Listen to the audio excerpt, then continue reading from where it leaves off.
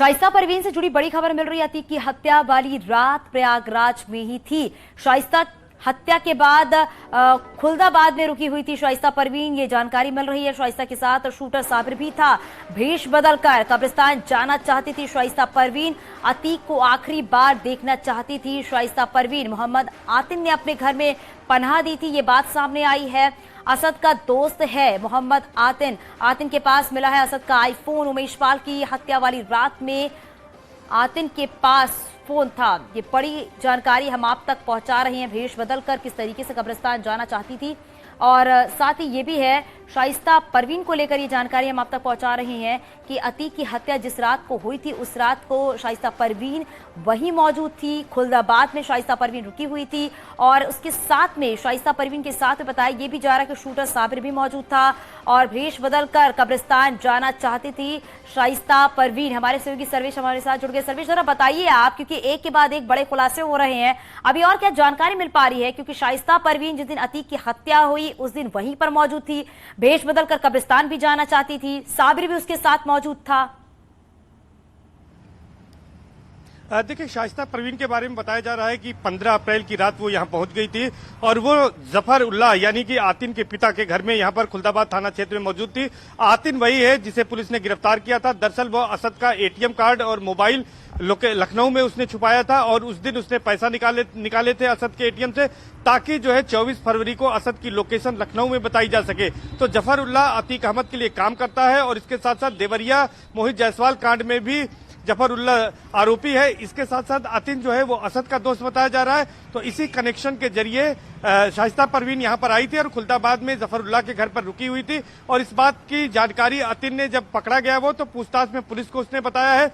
और इसके बाद भी साबिर भी वहां मौजूद था, और 2 मई को साबिर को दोबारा शाइस्ता ने जफर उल्लाह के घर पर भेजा था और आर्थिक मदद के लिए। तो ये बड़ी बात सामने आई है। इस आधार पर भी जांच एजेंसियां आगे की कार्रवाई इसमें कर रही हैं। आतिन के खिलाफ 2 तारीख को एक मुकदमा भी दर्ज कर लिया गया है, और इसमें शाइस्ता परवीन को माफिया बताया गया। पहला यह मौका है जब पुलिस ने शाइस्ता परवीन के लिए माफिया शब्द का इस्तेमाल किया है। 2 मई को धूमनगंज थाने में जो एफआईआर धूमनगंज थाना अध्यक्ष राजेश कुमार मौर्य की ओर से दर्ज कराई गई है, उसमें शाइस्ता परवीन को माफिया बताया गया, और यह कहा गया है कि साबिर जैसे शूटर को लेकर शाइस्ता परवीन चल रही है। तो ये कह सकते हैं कि शाइस्ता परवीन शिकंजा कसा जा रहा है। जल्द ही जो अतीक अहमद का गैंग IS 227 था उसमें भी उसे शामिल करने की तैयारी की जा रही है। तो शाइस्ता फिलहाल फरार है। शाइस्ता पर 50,000 का इनाम घोषित है, लेकिन शाइस्ता के बारे में जो चौंकाने वाले खुलासे हो रहे हैं, जिस तरह से खुलासा अतीक अहमद के वकील ने पुलिस कस्टडी के दौरान कहा था, खान सौलत हनीफ ने, कि शाइस्ता परवीन ने उसका गैंग चला रही थी, तमाम लोगों से प्रॉपर्टी के और रंगदारी के पैसे वो रख रही थी, वसूली बैंक वो चला रही थी।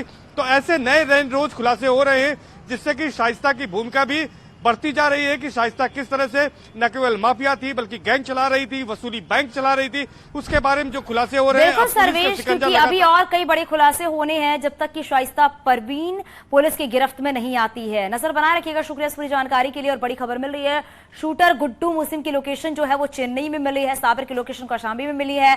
लोकेशन बदल रहा है गुड्डू, ये बार बार खबरें सामने आ रही हैं। हालांकि अब इस बात को देखते हुए पुलिस के लिए एक बड़ी चुनौती नजर आ रही है। कुछ दिन पहले गुड्डू ने चेन्नई में अपराधी मुन्ना कव्वाली के ठिकाने पर पनाह ली थी। STF ने गुड्डू मुस्लिम के साथ ही मुन्ना कव्वाली की भी तलाश तेज कर दी है। प्रयागराज के मरिया डी का शूटर साबिर कौशाम्बी और प्रयागराज की सीमा में छिपा हो सकता है, ये जानकारी मिल रही है। उमेश पाल शूटआउट में अब 5-5 लाख के 3 शूटर्स जो है वो फरार चल रहे हैं, जिसमें गुड्डू मुस्लिम, साबिर और अरमान शामिल हैं। जांच एजेंसियां तीनों की सरगर्मी से तलाश कर रही हैं। उमेश पाल हत्याकांड से जुड़ी यह खबर है, अपडेट हम आपको दे रहे हैं। अली को कस्टडी रिमांड पर पुलिस लेगी। धूमनगंज थाना पुलिस ने तैयारी शुरू कर दी है। अली अहमद नैनी सेंट्रल जेल में बंद है। अतीक का बेटा है अली अहमद, जिसकी कस्टडी पुलिस की तरफ से मांगी जाएगी। धूमनगंज पुलिस ने तैयारियां शुरू कर दी है, क्योंकि कस्टडी में लेने के बाद अली अहमद से भी पूछताछ की जाएगी। नैनी सेंट्रल जेल में बंद है अली अहमद, जो कि अतीक का बेटा है।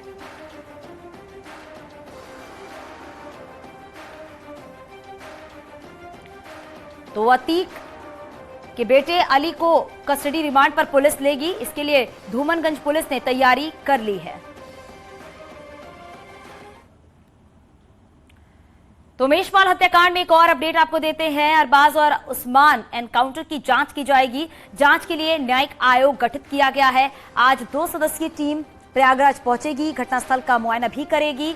और 27 फरवरी को क्राइम ब्रांच और धूमनगंज पुलिस ने नेहरू पार्क में मुठभेड़ में अरबाज को ढेर कर दिया था। अरबाज ने ही उमेश पाल शूटआउट में क्रेटा कार चलाई थी। 6 मार्च को कौंधियारा थाना क्षेत्र में शूटर विजय चौधरी उर्फ उस्मान एनकाउंटर में मारा गया था। विजय चौधरी उर्फ उस्मान ने उमेश पाल पर गोली चलाई थी। तो पहली गोली उस्मान ने चलाई थी उमेश पाल हत्याकांड में। तस्वीरें भी आप अपने टीवी स्क्रीन पर 24 फरवरी की देख रहे हैं, जब उमेश पाल की हत्या की गई उस दौरान की तस्वीर। और पहली गोली उस्मान ने ही चलाई थी।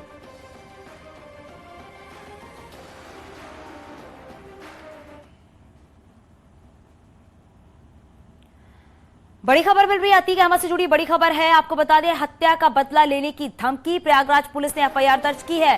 साइबर क्राइम थाने में एफआईआर दर्ज की गई है। ट्वीट करके हत्या की धमकी दी गई है। ये बड़ी जानकारी हम आप तक पहुंचा रही हैं। अतीक हत्याकांड से ये जुड़ी खबर है, अपडेट दे रहे हैं। हत्या का बदला लेने की धमकी दी गई है।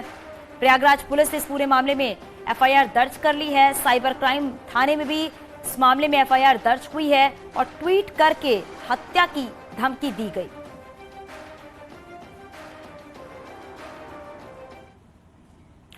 यूपी एटीएस की बड़ी कार्रवाई देखने को मिली है। कानपुर से 8 संदिग्ध गिरफ्तार किए गए हैं। जम्मू जा रहे थे सभी संदिग्ध। बड़ी खबर इस वक्त की है, कानपुर से दिल्ली के रास्ते जा रहे थे सभी। शकरकटी अड्डे से गिरफ्तारी हुई है। PAN card, Aadhaar card, driving licence, Ayushman Bharat card और ई श्रम कार्ड, 12 रेल टिकट बरामद किए गए हैं।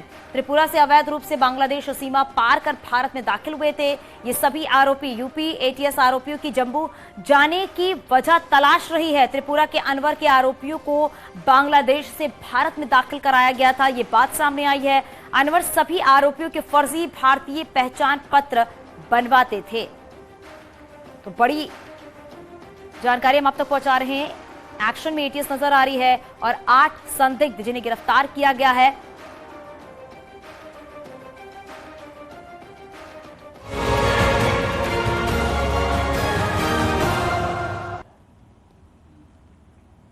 अतीक अहमद से जुड़ी ये खबर हम आपको बता रहे थे कि संपत्ति गैरों के नाम पर दर्ज है। ये बात सामने आई है। 70% संपत्ति गैरों के नाम पर दर्ज है। जमीन, मकान की रजिस्ट्रियां शामिल हैं। 3000 करोड़ की संपत्तियों में से बात करें तो 70% संपत्ति गैरों के नाम पर दर्ज है।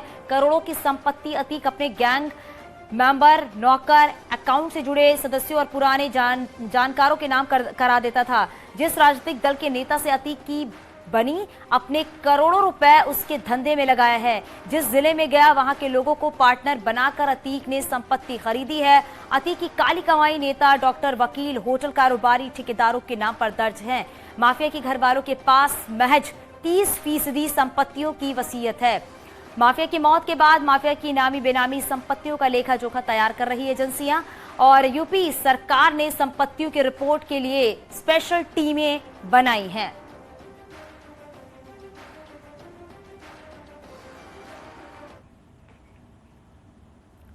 आगे भी खबरें जारी हैं, यहां रुकेंगी छोटे से ब्रेक के लिए।